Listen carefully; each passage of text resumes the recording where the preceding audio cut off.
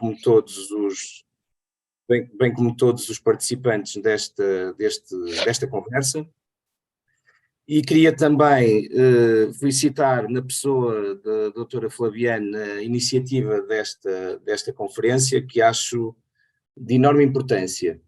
Aliás, eu, espiando a alma, devo começar por dizer que é contagiante a forma simpática e até a doçura e a abordagem simpática que desse lado do oceano fazem à discussão de temas que poderiam parecer à partida áridos e pouco interessantes, e portanto isso é um bálsamo e um motivador para uma conversa agradável num tema que à partida poderia parecer um bocadinho menos interessante. Portanto, é com muito agrado que, neste caso, a partir de Coimbra, onde me encontro, participo nesta conversa. Há pouco, há cerca de 15 minutos atrás, nós tivemos a oportunidade de reunir pela primeira vez para acertar algumas agulhas. Há uma dessas agulhas que não ficou bem acertada, que foi o fundo. Portanto, o Rafael referia, e com pertinência, que nós tínhamos combinado ter um fundo comum, um para os brasileiros, outro para os portugueses, e eu, numa certa irreverência que caracteriza também a advocacia, não cumpri esse mandamento e, portanto, entrei com um dos fundos institucionais que a minha sociedade determinou e propôs aos advogados para participarmos neste tipo de fóruns. Dito isto, eu ouvi com muita atenção o Rafael, que fez uma abordagem que me parece ter sido mais no âmbito até da própria deontologia. E eu, da forma como abordei esta nossa conversa, ética na advocacia não é só e exclusivamente deontologia profissional. É evidente que a ética na advocacia, a deontologia serve e conduz e orienta o cumprimento de padrões éticos elevados na forma de exercer a profissão, mas é algo que para mim vai muito para lá disso, ok? Vai muito para lá disso. E pegando no repto do Rafael, precisamente, e extra aquilo que tinha pensado partilhar convosco, no que diz respeito a Portugal, a nossa profissão, a profissão que nos une a todos que aqui estamos, ou a muitos de nós, em Portugal tem inclusivamente, talvez até seja a única profissão seguramente liberal e de exercício privado, como dizia o Dr. Rafael, que tem previsão mesmo constitucional.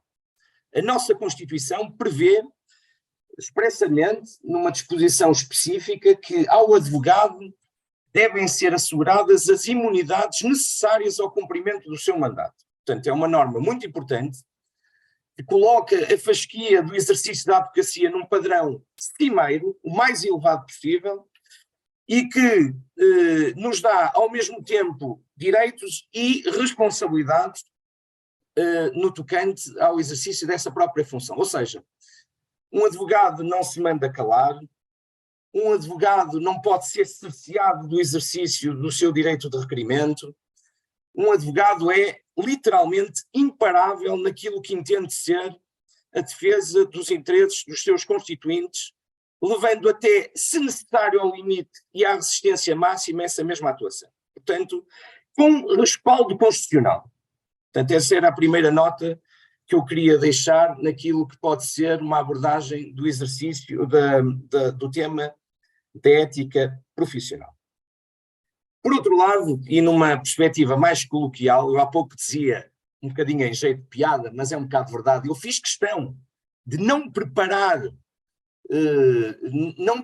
muita coisa para esta conversa aqui a ter convosco, para fazer um teste a mim próprio, à minha ética profissional, espontânea.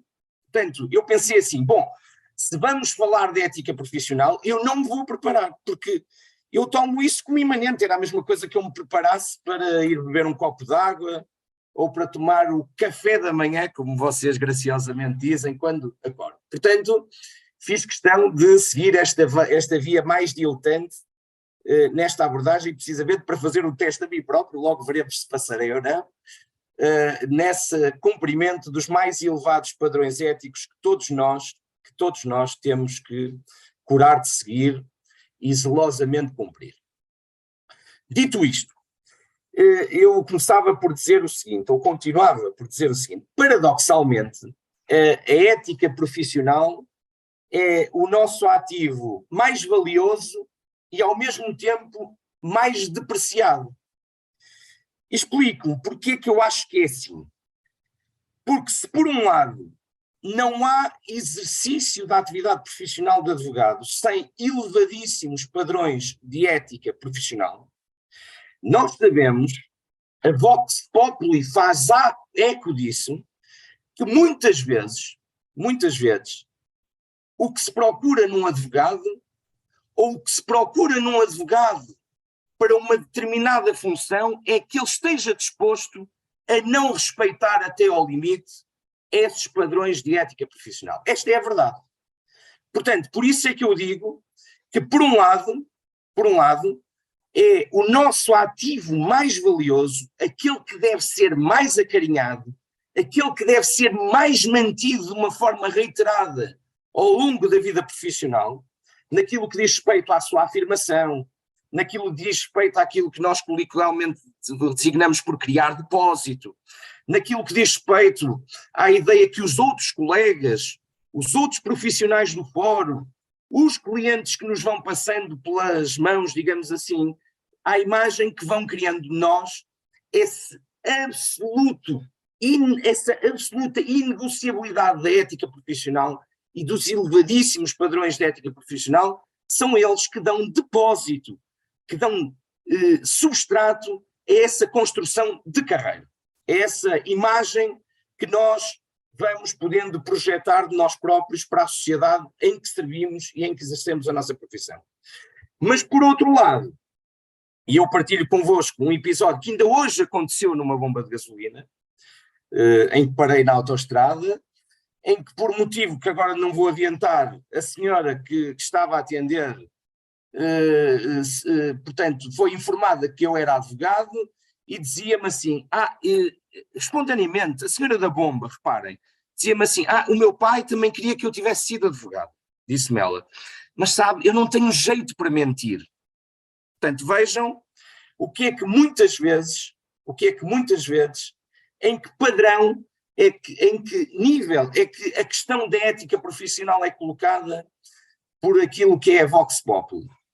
E eu concretizo, muitas vezes também, nós vemos que há determinados profissionais, determinados colegas, ou não, que são escolhidos pela capacidade de poderem ter mais ou menos flexibilidade na gestão de determinados assuntos. Portanto, daí, e esta é a primeira nota que deixo, é o nosso mais valioso ativo, mas é também aquele que mais vezes, e muitas vezes, e mais violentamente, é depreciado.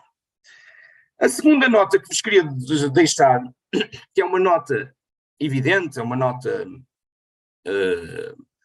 mais ou menos senso comum, é que a ética profissional dos advogados tem várias vertentes e várias abordagens.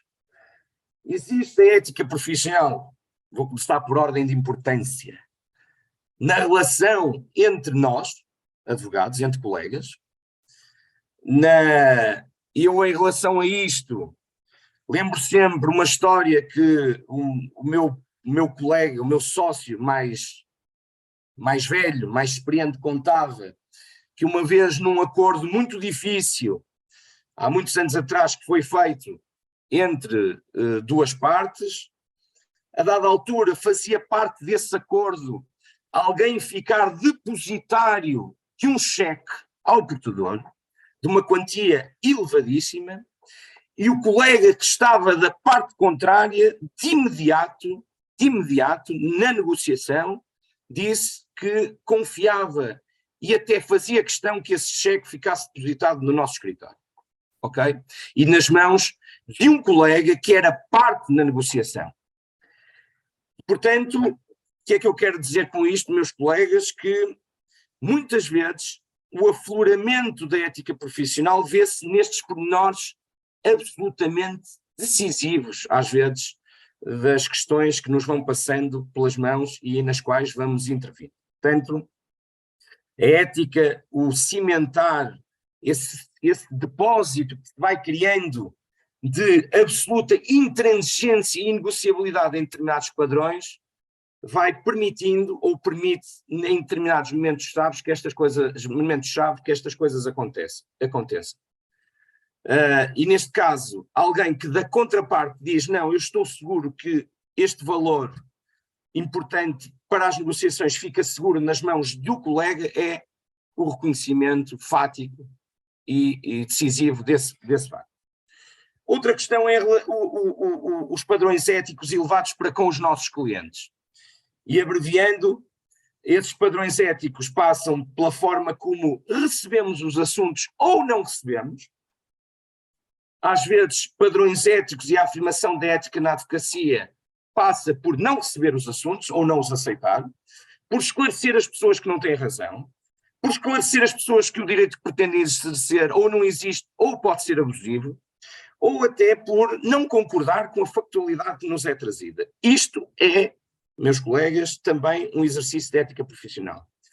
Também é ética profissional a forma como, para com os clientes, determinamos os nossos merecidos honorários, a forma como nos cobramos, a forma clara como apresentamos desde o início aquilo que vai ser o nosso trabalho. Portanto, há também para com os clientes uma enorme e marcadíssima vertente de ética profissional. Em terceiro lugar, a ética profissional com os demais agentes do fórum. Dizia o Dr. Rafael, e muito bem, aqui em Portugal também, uma absoluta paridade nos profissionais do fórum, de que nós devemos ser portadores. Dizia António Arnaud, um reputadíssimo advogado de Coimbra, e um homem com vastíssimo trabalho na área da deontologia profissional, dizia uma coisa que é muito sintomática e que vos deixo aqui, que os juízes usam becas, os advogados usam togas, mas ambas são feitas do mesmo tecido. Portanto, uma imagem muito pictórica dessa ideia de paridade, de igualdade, e não obstante os cadeirais nos tribunais estarem tradicionalmente um bocadinho acima das nossas bancadas, nem por isso nos tira voz, palavra e capacidade de atuação. E essa ética com os nossos como profissionais de fórum passa também por isso. Pelo respeito, pela intransigente não violação daquilo que é o espaço de atuação de cada um, mas também por essa afirmação de paridade e de respeito mútuo. Por último, mas não menos importante, existe a ética da forma como nós aplicamos e interpretamos o direito. E esta é muito importante. Porque nós somos técnicos, para além de tudo mais. A nossa profissão é complexa, é verdade. Tem uma vertente comercial forte, tem uma vertente, às vezes, cénica, a forma como nos apresentamos, a forma como falamos, a imagem que na nossa vida pública transmitimos e damos nota é também importante, mas seguramente que enquanto técnicos a forma ética, honesta e direta e objetiva como interpretamos a lei, como a subsumimos aos casos que nos são apresentados e como apresentamos as nossas pretensões nos diversos fóruns em que nos movemos, tribunais, superiores ou não, até nas discussões com os colegas, é um elemento determinante para a forma como afirmamos a ética profissional na advocacia. Eu tenho a certeza que há muitos assuntos que chegam aos tribunais, e os colegas terão com certeza essa experiência, que podiam, deviam, e tudo aconselharia a que ficassem filtrados nas paredes dos nossos escritórios. Ou porque o nosso cliente deve ceder naquilo que são os seus direitos, ou porque o cliente do colega que está do outro lado deve estar na mesma disposição. Não quero com isto fazer um apelo intransigente a uma qualquer justiça salomónica, não é isso que eu quero dizer, mas é uma interpretação e uma subsunção eticamente irrepreensível daquilo que é a lei e que é o direito que devemos conhecer. Ou que se não conhecemos em determinado momento devemos estudar. Ou se estudamos e ficamos com dúvidas, devemos trocar, ligar ao Dr. Rafael, ligar ao Luís, trocar umas impressões, bater umas bolas para saber se já tiveram casos idênticos e, portanto, colher aquilo que é a boa prática, a boa interpretação. Essa ética para com o direito, essa ética para com a interpretação da lei é também importantíssima. Finalmente, e porque na cogitação, na preparação não preparada que fiz desta intervenção, também me pareceu oportuno dar aqui um exemplo daquilo que é, para mim, na minha vida prática, naquilo que foi ao longo de 25 anos o exercício em absoluto exclusivo, embora com alguma experiência também letiva ao nível da Faculdade da Universidade Católica, etc., desta profissão. Queria-vos dar um exemplo que me parece extremamente interessante e extremamente, salvo em modéstia, mas extremamente significativo daquilo que são padrões de ética ou de falta deles. Nós temos uma regra no nosso código deontológico, se calhar no Brasil existe uma regra idêntica, que diz que quando nós interpomos ou contestamos uma ação em que é parte um advogado, temos a obrigação de lhe dar nota prévia de que vamos meter a ação ou de que a vamos contestar. Não sei se depois o Rafael poderá confirmar ou infirmar se no Brasil também assim é. Portanto, e bem, o nosso estatuto obriga-nos, antes de contestar ou meter uma ação contra um colega, a dar nota disso.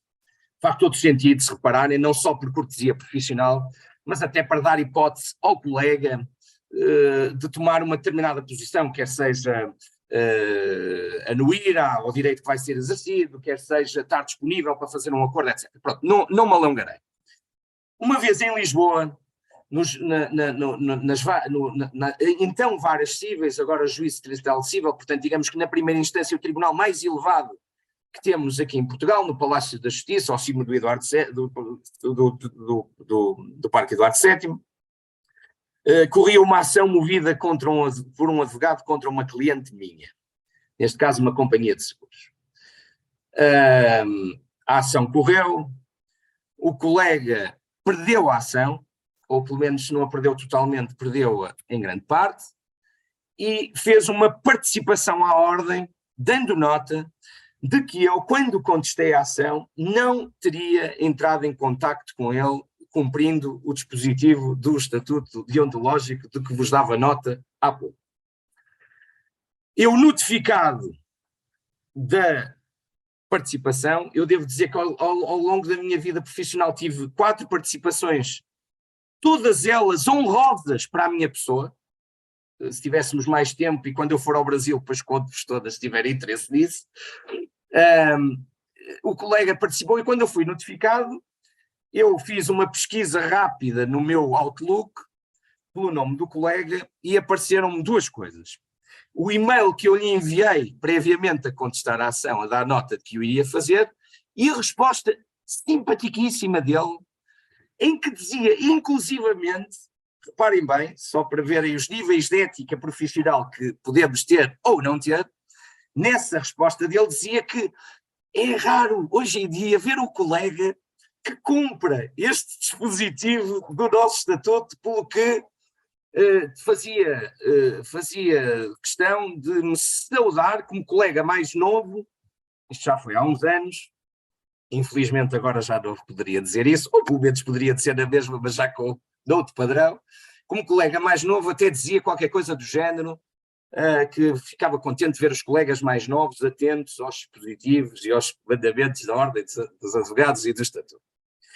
Portanto, eu peguei no print dos e-mails que trocamos e fiz um requerimento a juntar ao processo.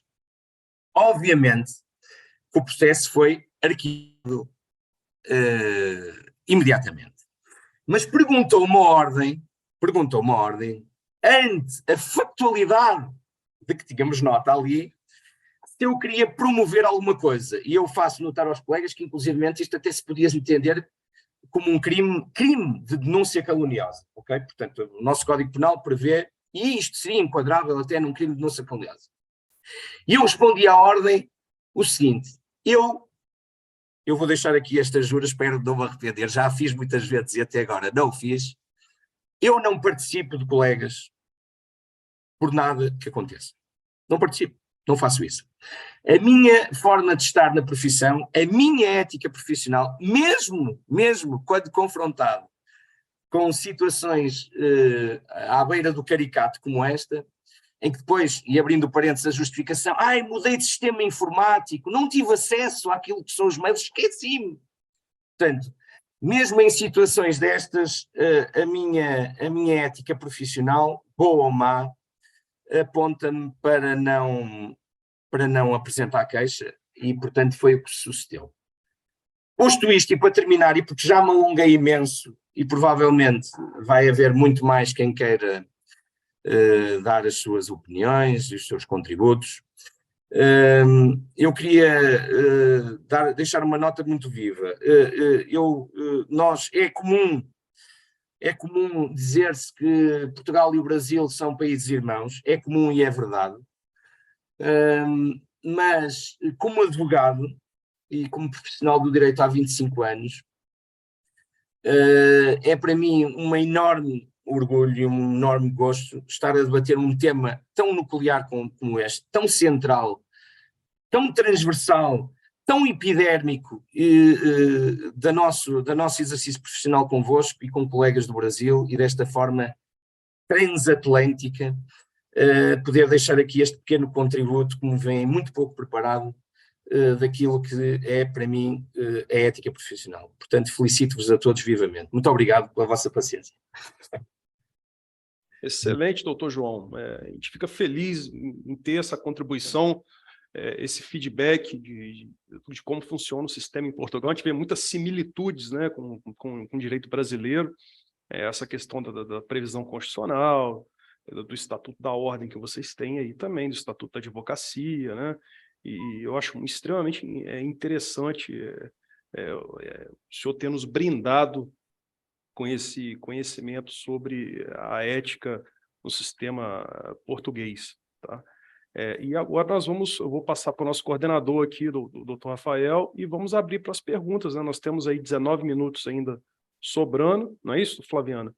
Para a gente poder fazer um debate aqui entre a gente fazer umas perguntas, né? Eu acho que os colegas aqui têm muitas dúvidas, eu também tenho algumas, né? E aí vamos abrir para perguntas, quem quiser levantar a mão, a gente vai direcionando as perguntas de forma ordenada aqui para os nossos dois palestrantes, que é o Dr. Rafael e o Dr. João. Excelente ideia, pode conduzir, Luiz. Se me permitem aí, eu tenho, não é uma pergunta, mas é uma pequena fala. Beleza? Claro, sim, doutor João. Doutor Fernando, pode falar. Beleza. Eu sou um entusiasta do direito, doutor João. Eu sou apaixonado pelo direito. E eu sou um observador das falas também. E eu fiquei comovido quando o senhor falou assim, olha, não preparei nada, porque eu vou fazer um teste comigo, vou falar daquilo que eu vivo. Que bacana, que fala inspiradora. Eu queria lhe dar os parabéns. Eu não tenho perguntas, porque a fala do senhor foi muito esclarecedora, mas foi muito bom, muito inspirador ouvir isso. A gente falar daquilo que vive. Meus parabéns. Meus parabéns. Excelente. Vejo aqui, Natanael, com mão levantada, pode abrir o microfone e fazer sua pergunta.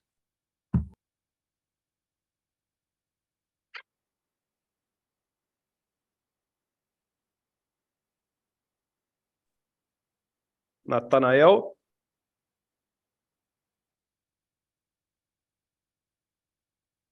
Bom, vamos lá. Eu vou fazer uma pergunta ao doutor João aqui. Doutor João, eu, como presidente da OAB, da Ordem dos Advogados aqui nessa subseção, a maioria dos processos éticos disciplinares que eu recebo aqui, eles têm sido oriundos principalmente da jovem advocacia, que acaba, por não ter muita experiência, se utilizando principalmente das redes sociais, que eu acho que se ajuda muito, às vezes também atrapalha bastante, para fazerem um tipo de propaganda indevida de autopromoção, né? Acabam, às vezes, ter casos aqui de um advogado estar num júri, tirar foto do cliente dele algemado dentro do júri, uniformizado, expor promotor, expor o próprio magistrado para tirar uma foto e se promover que teria absolvido aquele cliente no júri.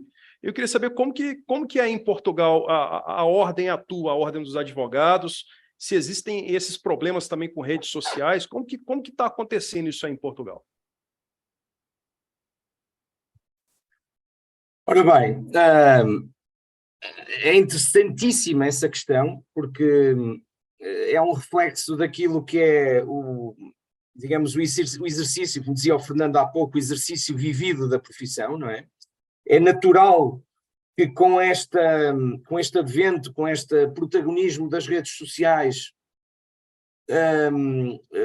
esse tipo de casos aconteça, não é? Portanto, um levar ao extremo dessas situações, não é? Esse exemplo que dava é absolutamente chocante na perspectiva deste vosso colega português. Nós em Portugal, eu não posso neste momento dar-lhe um retrato absolutamente fiel daqueles que são os limites, nomeadamente da publicidade dos advogados, não tenho isso agora muito bem presente. Agora, o que eu sei é que nós, inclusivamente, temos limitações a divulgar quem são os nossos clientes. Nós não, quer dizer, é preciso ter presente isto, e eu acho que vocês partilharão desta opinião. Muitas vezes os clientes não querem sequer saber, não querem que sequer que se saiba, estão num escritório de um advogado a tratar de um assunto, nomeadamente, por exemplo, de divórcio, ou num assunto de regulação de responsabilidades parentais, ou qualquer outro assunto sensível deste tipo. Portanto, se nós devemos, numa perspectiva formativa e informativa, melhor dizendo, dar nota das conferências em que participamos, das aulas que damos, eu darei com muito gosto nota da participação modesta neste Congresso Luso-Brasileiro, modesta minha, neste Congresso Luso-Brasileiro, portanto, numa perspectiva formativa, é absolutamente inaceitável que, pela mão do advogado, se exponha ao próprio cliente. A situação do cliente se dê eco a uma situação em que o cliente está, por qualquer motivo, mais casual ou mais reiterado, sujeito a um corredor judicial ou uma qualquer perseguição judicial, ou qualquer processo judicial. Portanto, eu, não deixando de acreditar que o caminho se faz caminhando, não é? Portanto, há acertos que vão tendo de ser feitos.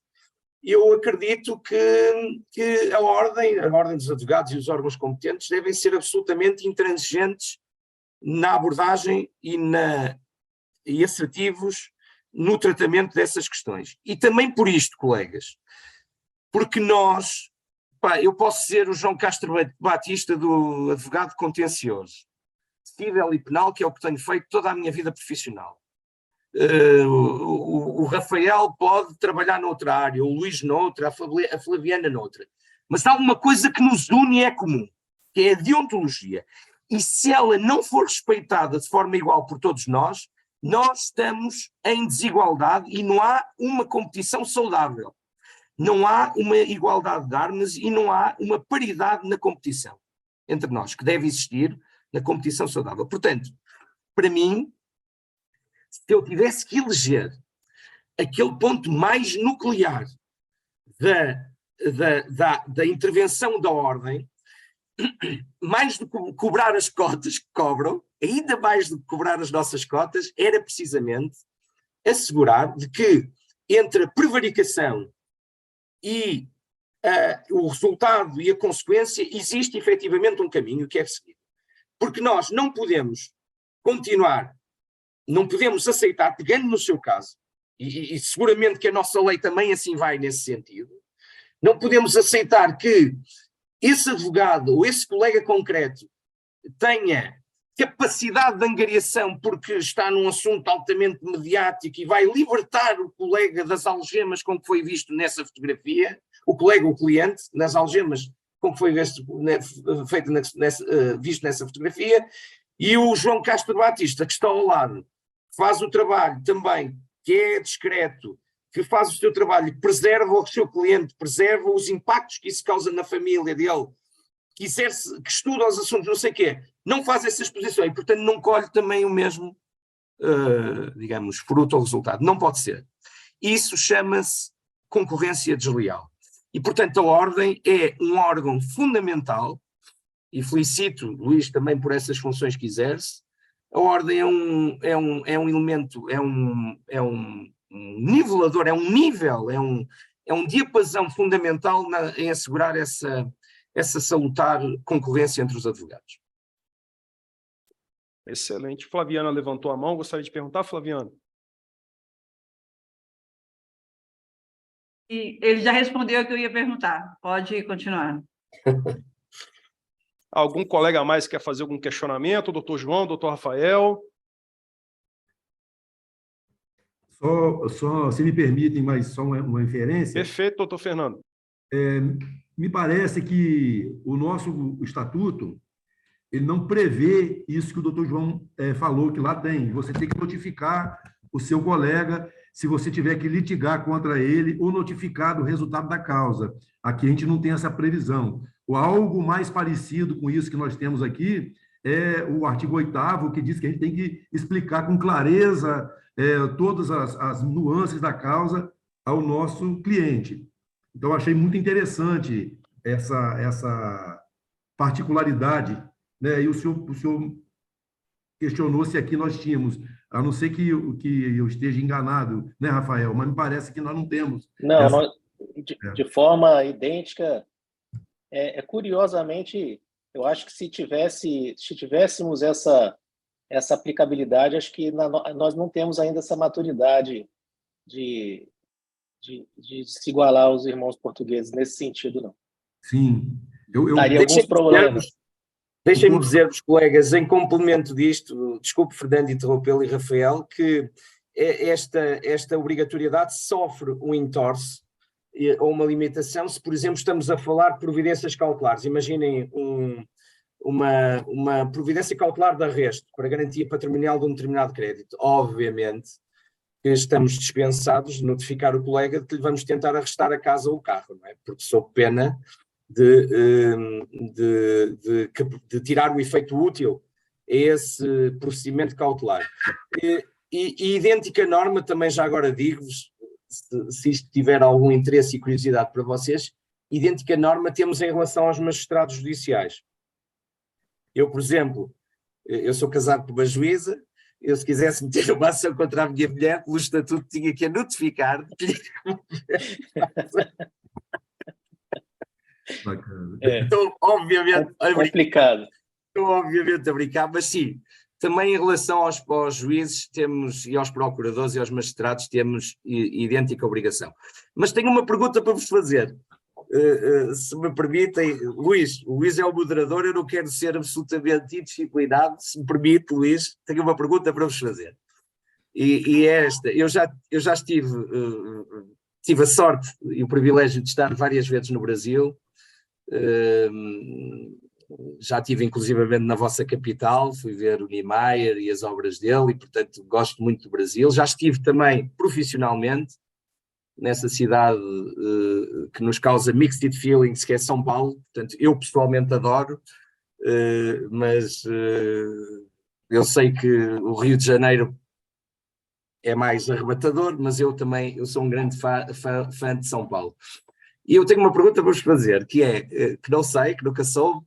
Nós cá em Portugal temos férias judiciais, uma coisa que antes, há cerca de 10 anos, eram 2 meses, era de 15 de julho, ou de 16 de julho, digamos assim, 15 de julho a 15 de setembro, e atualmente é apenas de um mês, que é o mês de agosto, mas em que há 15 dias de julho que há também suspensão de prazos. Não são férias judiciais, mas é suspensão de prazos. Portanto, temos um mês e 15 dias em que nós podemos respirar um bocadinho fundo, tratar daquelas coisas que se vão acumulando nos escritórios portanto, até que vamos de férias, é uma coisa. Eu adoro aquele período em que consigo estar no escritório, em que os prazos não estão a correr, em que não há julgamentos, mas que os meus filhos ainda estão no colégio e, portanto, não tenho que andar a tratar deles. Portanto, gosto desse período, para mim, às vezes mais do que as férias, é esse verdadeiro período que dá gosto e prazer.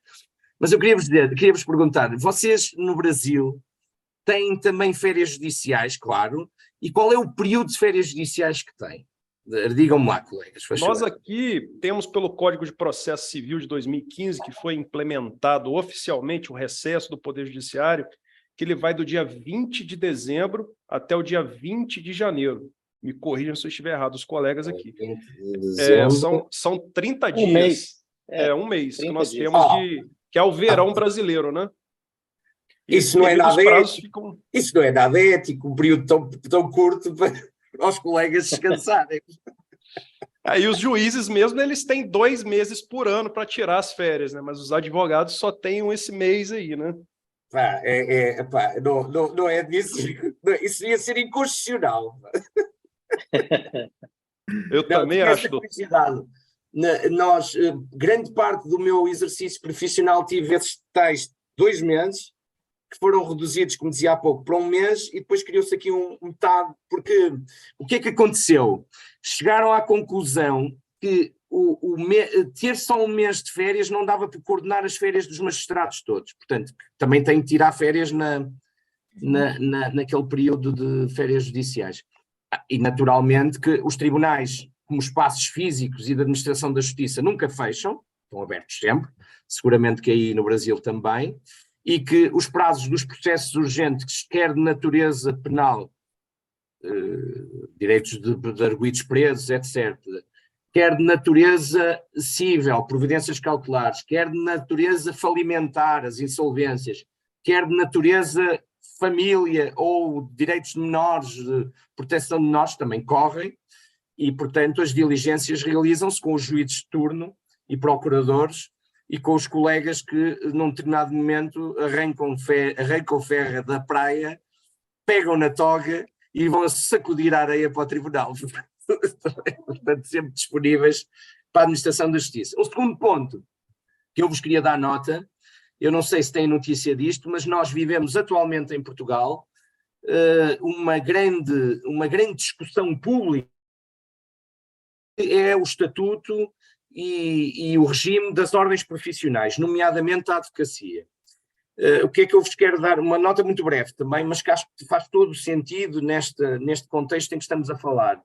A nível de dispositivos da União Europeia, em que nós estamos integrados, como sabem, houve diretivas no sentido de abrir as profissões à concorrência, de abrir as profissões ao mercado, de tornar mais livre o acesso às profissões, e preparam-se, vamos ver se vão adiante ou não. Aliás, nós vamos ter agora o Congresso da Ordem dos Advogados em Fátima, local sagrado, e que se calhar alguns conhecem. A partir do dia 16 vamos estar em Fátima, em concílio, que se realiza de 5 em 5 anos, e este tema vai ser um dos temas quentes. Preparam-se, propõem-se, o governo pretende fazer alterações absolutamente radicais naquilo que são os chamados atos próprios, ou seja, aquilo que são os atos que são exclusivos e de exercício exclusivo dos advogados, faz propostas absolutamente radicais, propõe pela primeira vez em Portugal, se calhar no Brasil isso já é comum, a possibilidade de constituição de sociedades multidisciplinares, ok? Ou seja, sociedades compostas não só por advogados, mas por outros profissionais, quer sejam ROCs, quer sejam contabilistas, quer sejam engenheiros civis, quer sejam o que for. Portanto, isto também é para nós uma absoluta pedrada no charco, na forma como temos vindo a ver, temos exercido. Então, para um dinossauro como eu, já é assim uma coisa quase, tendo a pensar se não me irei dedicar definitivamente à agricultura, já esteve mais longe, devo dizer. E por outro lado, também se fala em abrir, por exemplo, a possibilidade de consulta jurídica a organismos das câmaras municipais. Portanto, estamos também neste momento, eu não tenho, por força, posso-vos dizer, por força de razões profissionais ponderosas, não tenho estado muito na linha da frente desse debate, mas estamos, precisamente neste momento, as we speak, como se diz em americano, a debater esses temas de uma forma muito viva aqui no nosso país. Portanto, deixava-vos também essa nota. Peço desculpa, alonguei-me, com certeza. Não, desculpem. Não há que se desculpar, doutor. Imagino. Perfeitamente. A gente está aqui, estamos aqui nesse intercâmbio de ideias jurídicas, né, entre Brasil e Portugal, muito interessante. As colocações do senhor, já estamos chegando aqui no nosso final, né, Flaviano? Estamos aqui no último minuto, 1 minuto e 30, faltando para o encerramento. Eu, desde já, gostaria, na qualidade de anfitrião, agradecer ao doutor João, ao doutor Rafael, por uma tarde proveitosa, né? O tempo é curto, a gente gostaria de ouvir até mais aqui um pouquinho, mas o tempo passou rápido, é sinal que foi muito proveitoso. Mais só presencial, Luís. Mais só presencial, mas tem que ser no Brasil. Isso aí, vem cá visitar a gente, doutor João. Então, assim, muito satisfeito, muito feliz. Queria agradecer aqui a Flaviana, que está aqui presente, por proporcionar isso para a advocacia do Brasil, para nós aqui. Tá? Queria agradecer meu ex-estagiário e hoje advogado Rodson Perim, que está aqui presente assistindo também a palestra. Fico muito feliz dele estar aqui, prestigiando a gente. Está lá em Vitória, com o escritório de advocacia dele. Queria agradecer a todos pela presença, agradecer ao doutor Rafael, que possa fazer suas considerações também. Muito bem. Também fico muito agradecido com esse intercâmbio. Nos abrilhantou a tarde, sem dúvida nenhuma, a participação de todos aí presentes. Obrigado, doutor João, pela... imagina eu se tivesse preparado alguma coisa, né? Seria... se não preparou, saiu nessa intensidade, imagina se preparasse. Mas, enfim, particularmente proveitoso. Estamos aí aprendendo, como sempre, as coisas da vida cotidiana. É muito gostoso aprender essas questões aí